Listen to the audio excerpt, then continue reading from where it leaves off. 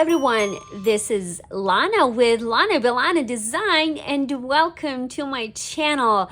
Today we are going to be playing with Spellbinders Wax Seal of the Month Club for the month of December. Now every month you will receive a little bag of wax seal beads and of course a beautiful stamp set. Now if you like wax seal stamping like I do, you are definitely going to love this club and I highly recommend you subscribe. I will leave my affiliate links down below for all the clubs that Spellbinders offers. Now what I like to do, if you are watching me and watched my previous videos, I have these little glass jars. I believe I got these at IKEA, I'm not sure, but you can find them everywhere. Michael's has them, Joann Fabrics, Amazon. They're really easy to find. This is how I like to organize my wax seal beads, and I often like to go back and purchase a little bit more of the same wax beads so I can add to my collection here. But this is how I mark them, with a little sticker that says Spellbinders December 2023. And let me show you what and how the wax seal stamp looks like. I am opening it for the very first time and I am so excited to see it. Now wax seal stamp comes packaged like this. You will always get it with this beautiful wood handle, and today or for this month the message says love you to the moon and back. This is so perfect for any occasion, not just for Valentine's Day, but I am so happy that Spellbinders is going actually ahead of the time, and then you can get your wax seals right now, be ready for Valentine's Day. So now since we opened this and we know what we're gonna play with, let's start building some cards. So what I have for you today is a BetterPress plate. Now this plate is called the Sunflower BetterPress plate.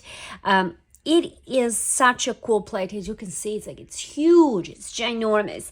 And I love using BetterPress because there's a lot of things that you can do with these plates. Not that you can just only use them for letterpress, but you can also use them for foiling as well as dry embossing. And I absolutely love that idea. So here is what I am going to do. This bottom plate here is magnetic, and that is where you are going to put your plate. Next, I'm going to put just a simple paper on top of it and use removable adhesive to attach it to my top plate. I find this to be much easier than actually using the yellow tape that came with the set, but it's completely optional. Next thing is I just inked it up with some strawberry ink meant for letterpress and put it through a die cutting machine. As you can see, the image is just absolutely beautiful, and now what I am going to do is add some pigment to my image or add some coloring. I am using Prismacolor's coloring pencils, and these coloring pencils are, I could say, probably Copic markers of your coloring pencils. They are so pigmented and very soft and easy to work with, as well as blend these colors. For blending, or for easier blending I should say, I am using Gamsol. Now Gamsol is a solvent that is often used by painters, and it's a really helpful tool to have to blend pigments as well as for cleaning brushes. So what I did is I just pour some of that Gamsol into this blending pen by Tim Holtz, and I've been using this for a long time. Now, this is how I started coloring and actually learned how to blend colors. This is back when I first started. This was like ages ago, when I actually wasn't able to afford markers, and I found that coloring pencils are the easy way to actually learn and add that pigment, and that is how I stumbled upon Gamsol. So this is my tip to all of you who cannot afford Copic markers. I know they're quite expensive, so I suggest you try this technique, learn how to blend. And another thing, what it's so cool about coloring pencils is that since this pigment is already dry, you don't need to rush to blend that alcohol ink fast. So you can take your sweet time with coloring pencil and just blend them later. And I am done with coloring my image. As you can see, the colors are so beautiful and so vibrant, and really there's no lack of quality when it comes to coloring with coloring pencils. I highly suggest you try this technique and see if you like it, and please leave me a comment down below. I am curious to know what you think of this technique.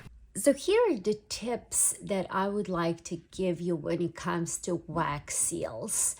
You always want to protect your surface with some silicone or non-stick paper, or like parchment paper. Parchment paper would be perfect for wax seals as well.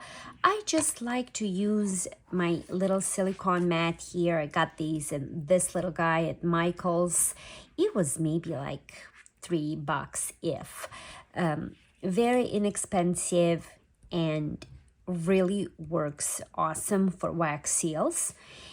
Next thing, what I like to use, and I find it very handy, is this silicone spatula that I got, gosh, I think it was Timu or Temu. I think that's what I got them. They're perfect, and I just love using these. This helps me clean and mix my wax, so I highly recommend you get one of these. And last but not least, I like to have this silicone mold. This was meant for epoxy resin.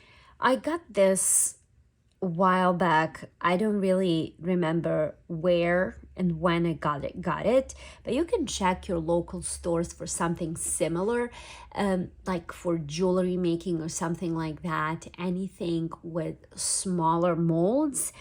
This is what I use for extra wax that I am not gonna use anymore, and I like to scrape my spoon of that extra wax, pour it in here, and then once that's cooled down, I can put it back into the jar of wax beads and reuse it again and again.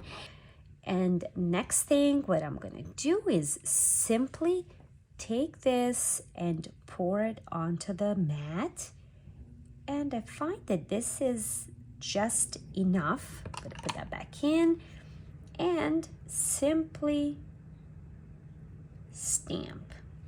Now I am gonna wait for that to dry. While that is drying, I'm gonna put it back on the side, and I'm gonna show you how I like to use this for my extra or leftover wax. So I will grab my spoon here, and all I do is pour the wax, extra wax, to this little mold. And this is again where this spatula comes handy, because it helps me scrape that wax off of that spoon. And you see how that wax is in there, so I don't get to waste anything. Next, I am pretty sure that this is done, and look how beautiful that stamped. Absolutely love it. Now, to get the lettering to stand out a little bit more, I like to use markers that they are specially made for wax seals.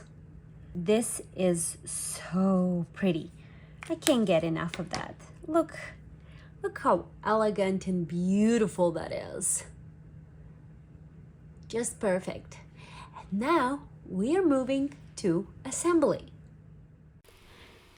And when it comes to attaching my projects together, like I'm doing here, I love to use my liquid adhesive. I really find it the best possible way to attach your projects together. This glue is strong, and it allows you that little bit of a wiggle room if you didn't attach your projects straight. Now, when you are attaching your projects that you covered previously with some pigment, make sure you cover it first with either paper towels like I'm using in here, or some scrap paper, so you don't transfer that pigment all over your project. You will smudge it and it'll look horrible, so all your hard work would be ruined within just a second. So that's one tip. Please keep that in mind. Next, I'm just going to attach my wax seal right here. For this, again, I am also going to use liquid adhesive. Again, I find this liquid adhesive to be just perfect. And that is it. This card is done. Such beautiful card, phenomenal colors, highly pigmented again, and just absolutely love it. And I hope you'll like it too. If you like this project, please give it a thumbs up, and please consider subscribing. That'll really make my day. I will leave all the products that I used in this video down below, and if you have any questions, feel free to ask. I'm going to take this opportunity to thank Spellbinders for sending me these goodies every month to show them to you and to play with. And I'm thanking you for being here, taking your time to visit me, and I will see you soon with something new and something fun. Thank you again. See you soon. Bye-bye.